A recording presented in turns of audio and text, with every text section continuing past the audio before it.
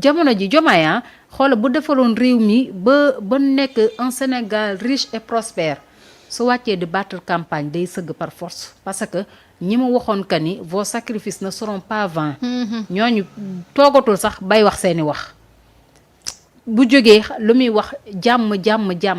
mais réew mi ñàkkul jàmm Mariétu. déedéet yàlla sunu borom subhanahu wa taala sax amul unanimité ñi ma dàq defal lu baax ñooñu ñoo ko gën a mën a fay lu bon. yàlla booy liir alxuraan da ngay gis ñaata yoon lay wax ci fëkk jëfu doomi aadama mi ingratitude. alors bu dee kooku noonu nga xamante ne mooy borom nekkal mu nekk tey su bëggoon léegi ñëpp déggal ko day nekk mooy borom kun fa yakun. kooku moo mënul am unanimité yow benn doomi aadama nga taxaw fii tey jëlee ni nga ne par force réew mi dafa soxla jàmm dafa soxla stabilité ñëppay juboo mais c'est quasiment impossible parce que tamit wax dëgg yàlla on se regarde en chien de faïence moom mënuñu jubóole parce que dafa am lu dox suñu diggante ak ñim ñu bëgg a jubóoleel te li dox suñu diggante ak ñoom mooy ñoom dañ ñu tooñ ba pare te baaluwuñ ñu te ki nga xamante ni moom moo waroon tax ñoom ñu nangu ka ni ñoom dañ ñu tooñ ba pare ëlbatiku baaluñu ñu mën leen a baal jàll ci leneen kooku dafa taxaw far ak ñoom comprendre nga léegi nag bu nekkee ci dynamique boobu noonu pour muy waxu juboo mën na koy def am na discours à la nation bu le 3 avril bi passé dama toog ni ba si yàgg ma am benn xarit autorité ndeysaan bu may waxal nii fekk mu woo ma ay vers 23 heures yooyu noonu may wax ak moom ma ne ko waa man de discours bi sax daf ma raw ndax dama jóge woon terrain Mbour di ñëw dama demoon si cérémonie de clôture semaine nationale de la jeunesse bu Sonko doon présider mu ne ma ay yow man de fàtte naa ni sax Diomaye dafa doon wax tey mu ne ko déet waay mu ne ma lu mu wax mu ne ko leen mu ne ma ni mu ne mati kon kii génn naa ci moom mu ne ko effectivement du yow kese mu ne ma mais en tout cas est-ce que du même wax ji lay wax juboo dafa mel ni bu woon daaw rek la def waaw voilà ay juboo yaatal xol yi yaru nii mu ne ko bon xam naa daal su ma waree résumé bi xam naa ci loolu lay war a tonk te effectivement j'ai pas eu tort te boo dee xool comparé ak Ousmane suy def discours non seulement il parle aux nationaux doomu réew mi day wax ak ñoom mais aussi day wax ak waa bitim réew il parle à l'opinion nationale et internationale parce que tamit gis nga Mariétou réew amul benn xarit ku nekk ki ngay àndal intérêt ngay àndeek moom te buñ demee ba toll foofu noonu ak géopolitique mondiale bi fi mu toll mais da ngay baax même si nu mu tudd côté militaire amoo benn pesanteur bi ndax loolu moom ñi nu jiitu ñoo ko liggéeyul ndax Sénégal Afrique d'une manière générale sax ku ci falu duy say poos ñi di ànd ak yow rek ngay tal donc retard boobu noonu am nañ ci en grande partie ñi fi jiituñ am nañ ci part de responsabilité mais même soo amul benn militairement parlant boo ci amul benn pesanteur bi mais le respect loolu kenn du ko utal kenn te Sonko boo dee gis même au niveau xam nga bi muy wax fii Trump gaañu doonoo ne kii dafa sadique il dépasse les limites mais quelque temps après tu n'as pas vu les autres présidents ak les autres kii nii commencé génn di assumer ñoom itam donc cela veut dire que en fait doomi aadama kese lay doon yaa ngi dégg te gis nga nit boo nekkee koo xamante ni am na luñ la ragalee lu bëri su ko nit ñi naree def dan lay seetantal te réew mi nii nag Wally boo gisee mu am taxawaay boobu noonu c'est parce que tu peux l'identifier à Ousmane te wax na dëgg 2029 on est là lan 2026 il nous reste encore 3 ans mais 3 ans du benn fan gàttul parce que c'est 365 jours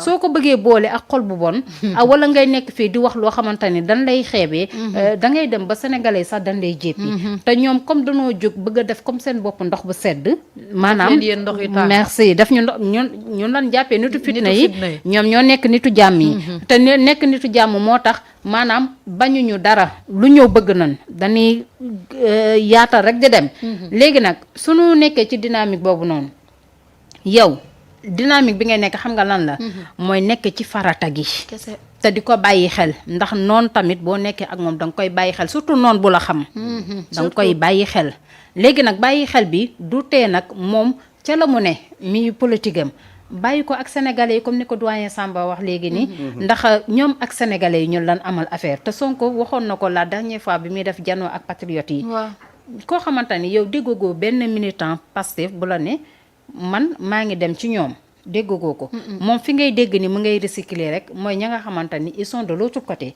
alors ñooñu su nekk si dynamique boobu kon ñoom suñuy am problème waruñu am problème ak Pastef ñi na war a amal problème mooy ña nga xamante ni lu nu am ñooñu ñoo leen ko jox ba pare tey ñu jëndee leen ñii léegi nag da ngay dem ak stratégie dem ak idéologie boo xamante ni ñoom sournoiserie la ñuy def ak yow mën nga leen gën a sournois parce que démystifier nga lépp on a tout démystifié que ça soit la mort la prison les tortures les actes de maanaam loo xalaat rek patriotes yi dund noonu ko donc 2029 tey la du tey nekk ci dynamique boo xamante ni boo amee ay kii yoo xamante ni ay responsabilités yoo xamante ni am nga ko nit du gedd lu mu moom te itam nit du def loo xamante ni nit dina ko mën a yeddee ba tax lan ko jël jox ko ñu naan war na ko nangu ndax jëfeewul ay ak kii nii nu mu tudd ak teggin doo leen may loolu noonu li nga bëgg a wax di nga ko wax te nit ñi xam na ni ci dëgg la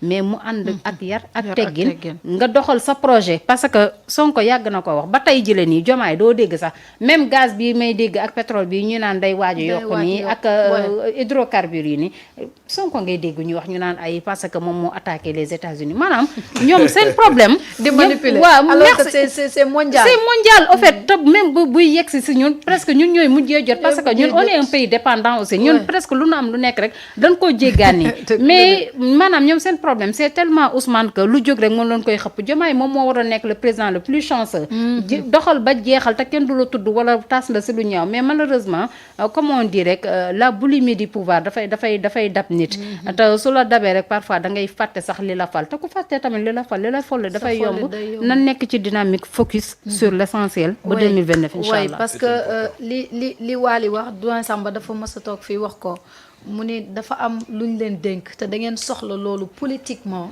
pour mën a doxal parce que aussi bu fekkee dañu def ay dérive génn wax loo xam ne dañ la ciy dàq daf koy joxe de l'autre côté ça veut dire que kon ñeneen ñi la fay gën a dooleel que yéen ñi nga xam ne tey Ousmane a besoin de ses militants a besoin de sa famille donc pour loolu il faudra que xeex bi ñu xeex ko intelligemment mais surtout gémm ak moom ni muy gémmee ak yéen mais xanaa xamoon ne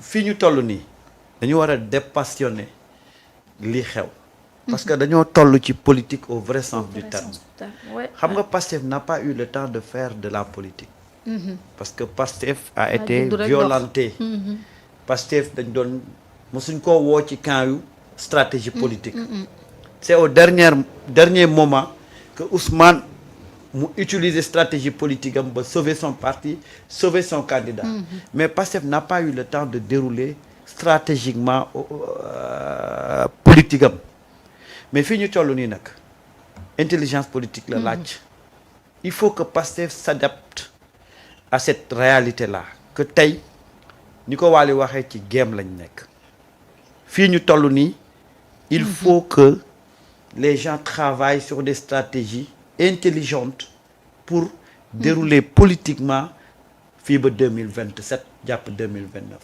parce que dafa am benn image boo xam ne wala benn campagne boo xam ne moom la ñu bëgg a coller à Pastef et à son leader que yéen buggu leen jàmm ñun waa coalition bi ñoo bëgg a jàmm léegi nag ñun jàmm jooju ñu bëgg dañ koy def ci réew mi te yéen duñ leen ci boole ndax yéen niti fit na ngeen c'est-à-dire que on veut loolu lañ bëgg a utiliser fi mu nekk nii comme benn slogan bu ñuy teg ci xam nga les politiciens il faut comprendre leur stratégie xam nga opposition du temps de Ablaye Wade xam nga opposition bi lan la ñu waxoon dañ ne woon jël leen benn slogan rek ngeen dem jaay ko Sénégalais yi mooy Wade daf fay bëgg a teg doomam kese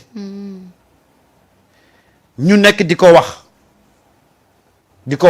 te dégg naa ci ñenn ci opposants yi ñu toog ci seen fi ñu toog naan donte ñu ngi ko doon wax waaye ñun xamoon nañ ne Wade buggul woon samp Karim mais c'était le slogan le plus facile à l'époque pour nga jaay ko Sénégalais bi pour mu gëm ko et sur la base de ce slogan là ci la ñu convaincre les Sénégalais que bu ngeen fi falee Wade doomam lay teg moom la ñu campagner moom la ñu diaboliser Ablaye Wade tey nag ñii xam nga lan lañ bëgg a gëmloo askan wi que ñii ñooy niti fitna que ñii ñooy saaga que ñii ñooy déstabiliser ce pays là muy waa Pastef alors que ñun nous voulons un pays stable, un pays boo xam ne unité lay nekk ñoom yooyu ci loolu la ñuy nekk alors que li ñuy wax du ñoom unité du ñoom stabilité du ñoom développement du ñoom parce que comment tu peux dire que man dama bëgg a développer ce pays là di dem di jël ñi yóbbu ce pays là à genoux. Vraiment. Les Sénégalais yi sont xam nañ loolu ces gens là qui ont mis ce pays là à genoux yow nga ne da ngay defar réew mi da nga koy développer nga ne da ngay dem jëli ñooñu. ok dañoo bëgg a. juyaat seeni poos rek. waaw ensuite beneen mbir mi mooy. quand tu parles de stabilité mais tey en Afrique y a pas un pays beaucoup plus stable que le Sénégal. Y a pas un pays plus stable que le Sénégal. Vraiment. Sénégal fii lan moo fi lan nga fi gis looy nuroog un pays qui n'est pas stable. dara ñu ngi ci jàmm de. waaw juboo nga bëgg mais juboo dañ koy jubale ci dëgg.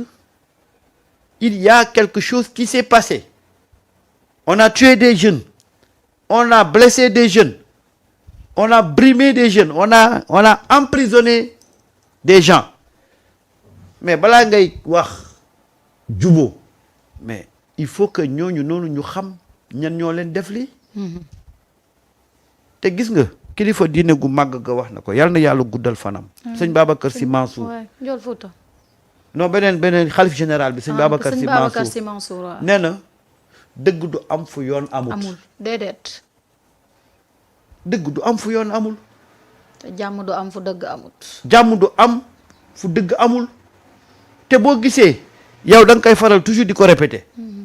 on ne peut pas dire que ce pays-là est un pays démocratique et à chaque élection. moom ay moor mu am ay mort. man loolu lan moo ko indi. je peux pas comprendre. impunité moo ko indi. C'est ça.